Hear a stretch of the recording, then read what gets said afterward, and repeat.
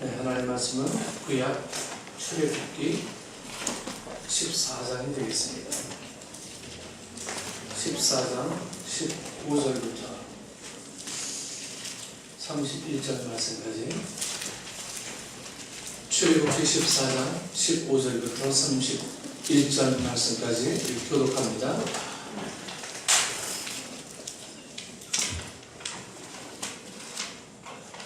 출애굽기 14장 15절부터 31절까지 교독합니다. 여호와께서 모세에게 이르시되 너는 어찌하여 내게 불을 짓느냐. 이스라엘 자손에게 명령하여 앞으로 나아가게 하고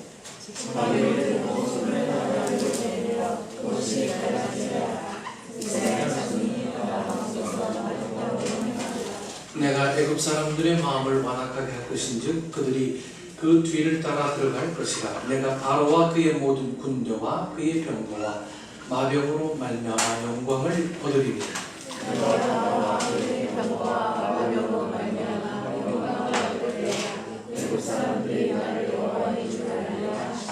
이스라엘 진 앞에 가던 하나님의 사자가 그들의 뒤로 옮겨가매 구름 기둥도 앞에서 그 뒤로 옮겨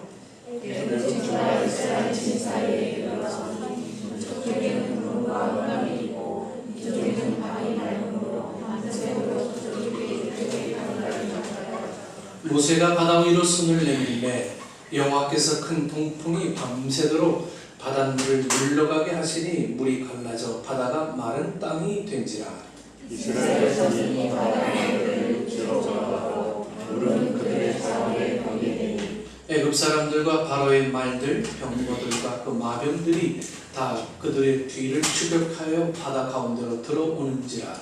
새벽에 여호와께서 불과 구름 기둥 가운데서 애굽 군대를 보시고 애굽 군대를 어지럽게 하시며 그들의 병거 바퀴를 벗겨서 달리기가 어렵게 하시니 애굽 사람들이 이르되 이스라엘 앞에서 우리가 도망하자. 여호와가 그들을 위하여 싸워 애굽 사람들을 치는도다.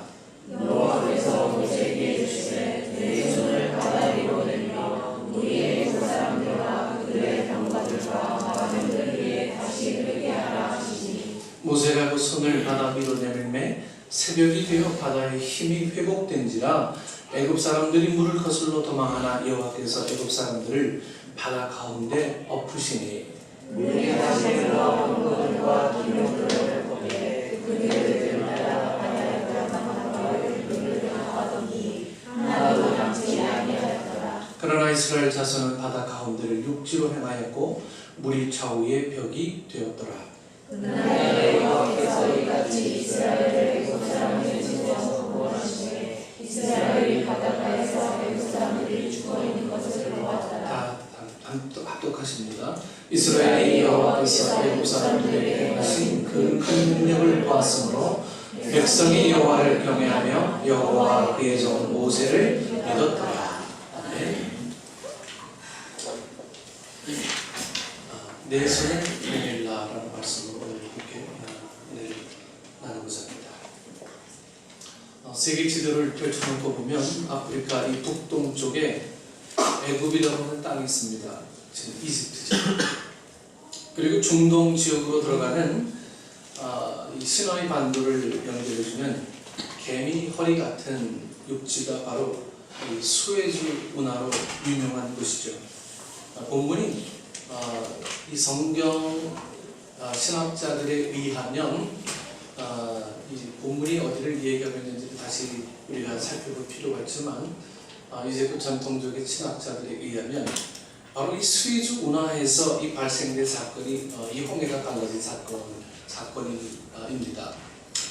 지금부터 3,500년 전 출애굽했던 이스라엘 이 백성들이 구름기둥, 불기둥을 따라서 여행을 합니다. 그럼 구름기둥하고 불기둥이 이 같이 여행을 다닌다고 하는 것을 여러분 상상해 보십시오. 낮에는 구름기둥, 밤에는 불기둥으로 이 함께 여행을 한다. 이것은 보호라는 의미가 있죠. 보호를 받으면서 하나님께서 함께 여행을 하고 있습니다. 그런데 이 개미 허리 같은 육지길을 가지 않고 이 바닷길을 걸어가게 되는 것입니다. 바로 이곳에서 이스라엘 백성들은 이 바다가 갈라지는 큰 간격 가운데 맨 땅을 건너게 되었고, 애국 군대들은 몰사하는 것이 오늘 본문에 기록되어 있습니다. 왜 이스라엘 백성들을 개미 허리 육지길로 인도하지 아니하시고 왜 바닷길로 인도하셨을까? 여러분, 그 이유는 간단합니다. 쫓아오는 애국 군대를 수장시키기 위해서요. 여러분들 지도를 보면 잘 아시겠지만 육지 길로도 얼마든지 갈 수 있는 길들은 많이 있습니다. 꼭 바다를 건너야만 되는 길은 아니었어요.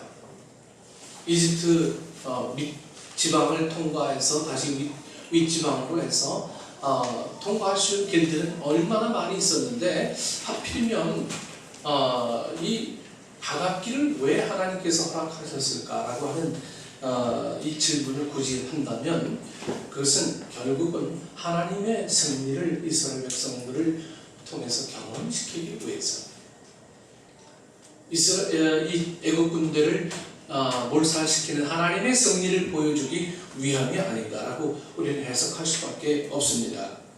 그리고 다시는 돌아갈 생각을 하지 않도록, 그리고 하나님만을 의지하는 마음을 하나님의 백성들에게 심어주기 위해서입니다.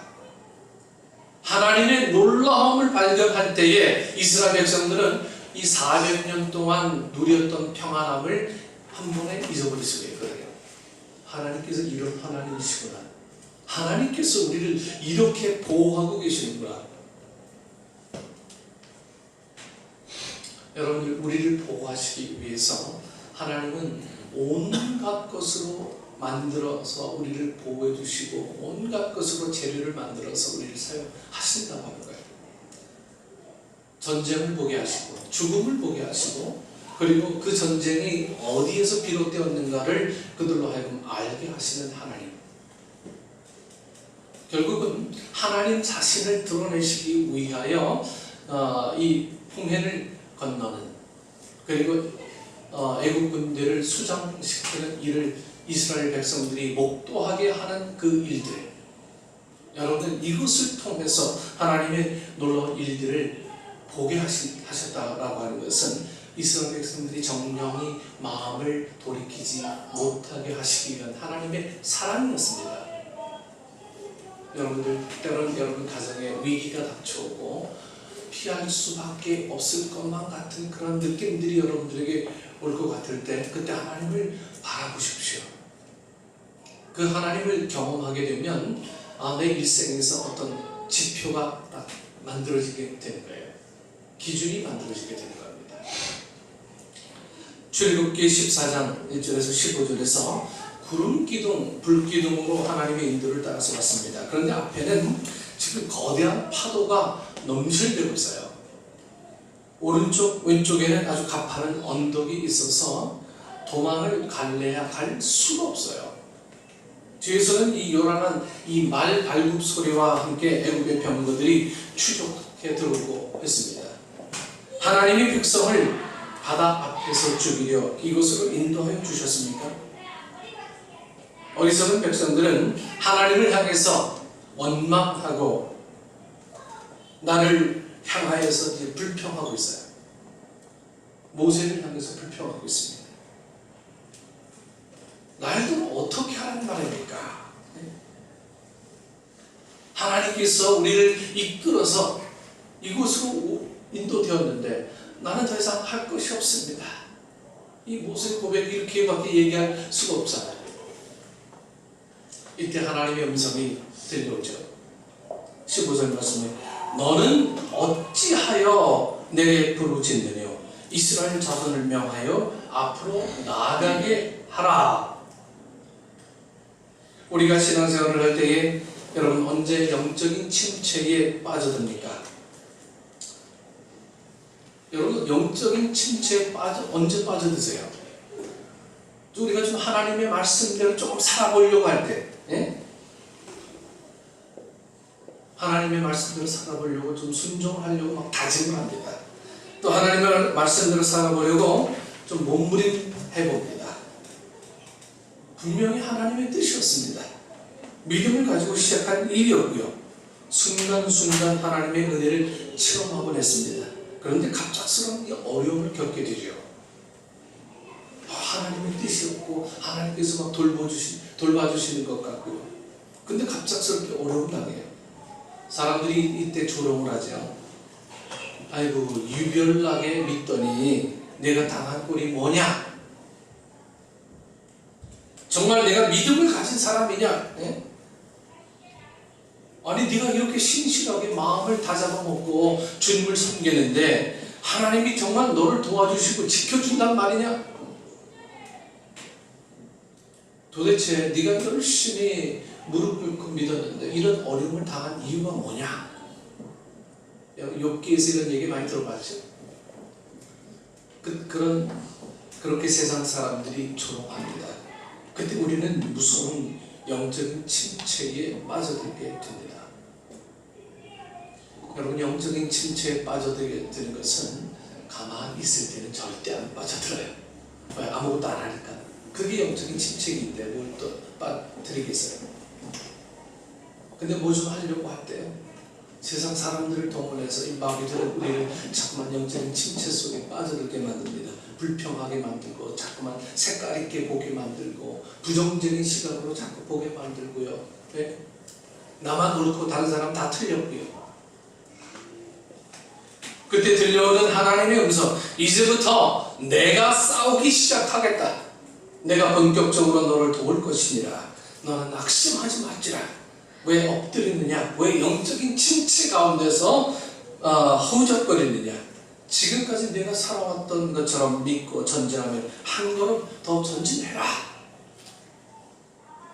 오늘 본문 가운데 바다 위로 손을 내밀라, 이 말이 반복적으로 등장하고 있습니다. 여러분, 성경을 볼 때요, 그 내용을 자세히 보시지만 어떤 말들이 가장 포인트가 돼서 반복적으로 자꾸만 내게 들려오는가, 이걸 자꾸 보시면 됩니다. 16절에 지팡이를 들고 손을 바다 위로 내밀어. 21절에도요, 모세가 바다 위로 손을 내어 민대. 26절에도요, 여호와께서 모세에게 이르시되 내 손을 바다 위로 내밀어. 27절에도요, 모세가 곧 손을